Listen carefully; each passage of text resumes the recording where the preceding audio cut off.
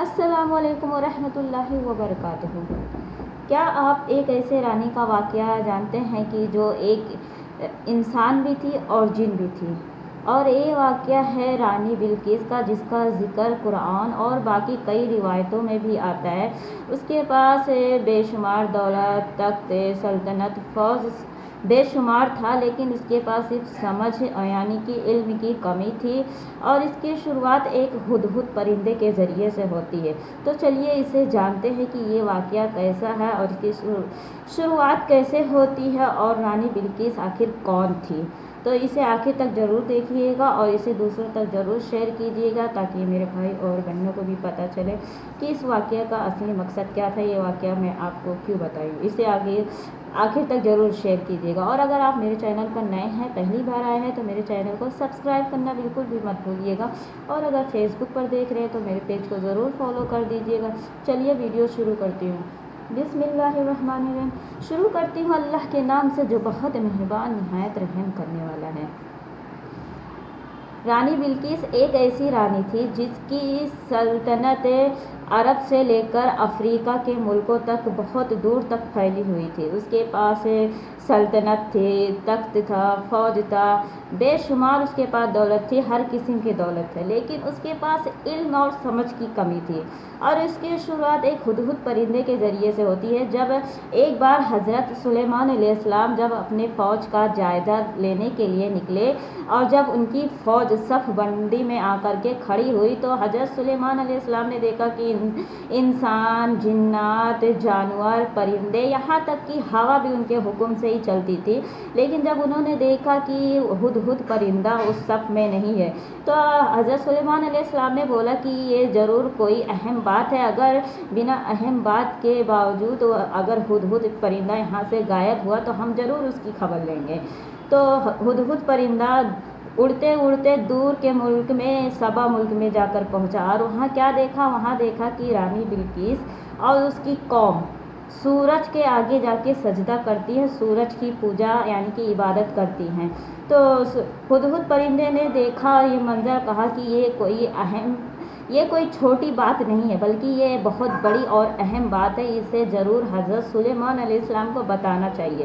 تو ہدہد پرندہ حضرت سلیمان علیہ السلام کے پاس آیا اور انہیں سارا راز، سارا بات بتایا۔ تو حضرت سلیمان علیہ السلام نے کہا کہ ٹھیک ہے، اگر تمہاری بات سچ نکلی تو ہم ضرور اس پر ایکشن لیں گے، ہم ضرور اس پہ عمل کریں گے۔ تو انہوں نے کہا کہ ہم پہلے اسے آزمانے کی کوشش کریں، ہم پہلے اس کی جانچ پڑتال کریں گے۔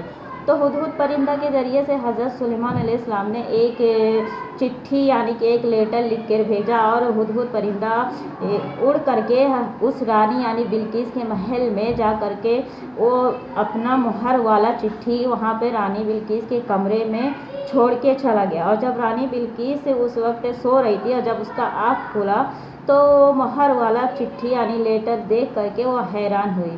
پھر اپنی مجلس بٹھائی اور اپنی مجلس میں کہا کہ مجھے ایک لیٹر آیا ہے، ہمیں کیا کرنا چاہیے؟ تو بہت لوگوں نے رائے دیا کہ ہم بہت بڑے ہیں، ہم طاقتور ہیں، ہم ان سے جا کے جنگ کرتے ہیں، لیکن رانی بلقیس ایک دانش مندی کا وہاں پر حوصلہ دکھائے۔ انہوں نے کہا کہ نہیں، ہم جانتے ہیں کہ جب ایک بادشاہ دوسرے ملک پر جنگ کرتا ہے، دوسرے ملک سے جنگ کرتا ہے، تو کیا ہوتا ہے، وہ ملک بہت تباہ و برباد ہو جاتا ہے۔ یہیں سے انہوں نے اپنی دانش مندی کا سبق دکھایا۔ تو انہوں نے بتایا کہ نہیں، پہلے ہم تو ان کو اپنی طرف سے ایک تحفہ بھیجیں گے۔ جب انہوں نے اپنی طرف سے ایک تحفہ بھیجا پیٹی میں لے کر، حضرت سلیمان علیہ السلام کے پاس ان کا نوکر یعنی خادم گیا، تو حضرت سلیمان علیہ السلام نے اس تحفہ کو لینے سے انکار کر دیے، اور کہا کہ کیا مجھے وہ تحفہ سے خریدنا چاہتی ہے؟ نہیں، مجھے جو کہ اللہ رب العزت نے عطا کیا وہ اس سے بہتر ہے، میں نہیں لوں گا۔ تو جب رانی بلقیس کا نوکر وہ تحفہ لے کر واپس چلا گیا، تو رانی بلقیس نے سوچا کہ شاید یہ معاملہ بہت اہم ہے، گمبھیر ہے، اسی لیے ہم خود ان سے ملنے جائیں گے۔ وہاں رانی بلقیس حضرت سلیمان علیہ السلام سے ملنے کے لیے اپنا تخت شروعات کے اپنا تخت بلوایا، وہاں ان سے ملنے کے لیے چلی گیا۔ وہاں حضرت سلیمان علیہ السلام اپنے جن اور انسانوں سے رائے لے رہے تھے کہ ہمیں بتاؤ کیا کرنا چاہیے، کیا آپ لوگوں میں سے کوئی رانی بلقیس کا تخت جو ہے یہاں پہ لا سکتا ہے؟ تو ایک جنات بولا کہ ہاں میں اسے اپنے طاقت کے ذمے پر اسے اٹھا کر کے لا سکتا ہوں۔ لیکن وہاں پہ ایک علم والے شخص نے بولا نہیں، میں اسے چٹکی بھر میں پل بھر میں اسے یہاں پہ لا کر رکھ سکتا ہوں۔ تو حضرت سلیمان علیہ السلام کی مرضی کے مطابق اس علم والے شخص نے رانی بلقیس کا تخت وہاں پہ لا کے رکھ دیا۔ جب رانی بلقیس حضرت سلیمان علیہ السلام کے سلطنت میں پہنچی تو انہوں نے دیکھا کہ بولا کہ یہ کیسی عجیب و غریب سلطنت ہے جن کی فوج، انسان، جنات، ہوا، جانور سب کچھ ہے۔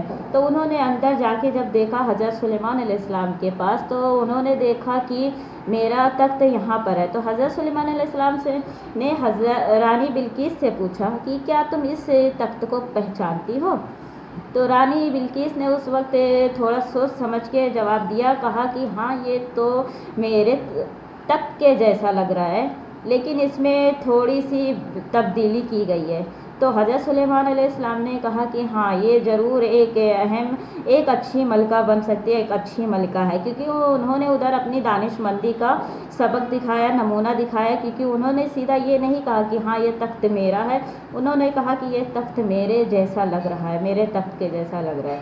تو حضرت سلیمان علیہ السلام جب رانی بلقیس کو ایک دوسرے محل میں لے کے گئے، وہ محل ایسا تھا کانچ کا بنا ہوا، لیکن وہاں پر اس کے زمین پہ اس طریقے سے وہ محل تھا کہ شیشے کے فرش بنے ہوئے تھے اور وہاں پہ مچھلیاں اس کے نیچے تیرتی ہوئی دکھائی دے رہی تھی۔ لیکن رانی بلقیس کو لگا کہ یہ پانی کا محل ہے، اس کے اوپر پانی تیر رہا ہے، انہوں نے اپنے کپڑے کو تھوڑا اوپر اٹھانے کی کوشش کی۔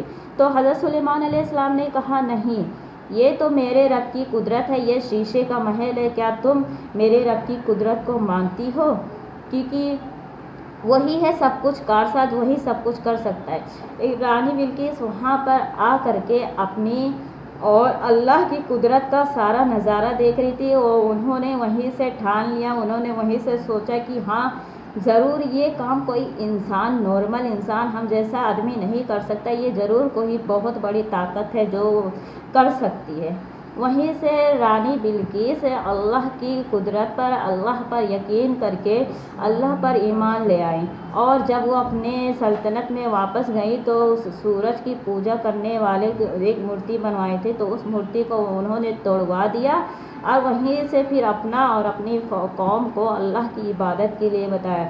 یہ ہوتا ہے سچ کی طاقت، کیونکہ جب انسان کو پتہ چل جاتا ہے کہ عبادت کے لائق صرف اور صرف اللہ کی ذات ہے، تو ہمیں صرف اور صرف اسی کی عبادت کرنا چاہیے، نہ کہ دوسروں دیوی دیوتاؤں کی، پتھروں کی، ہمیں کسی کی عبادت نہیں کرنی چاہیے، کیونکہ عبادت کے لائق صرف اور صرف ایک اللہ کی ذات ہے۔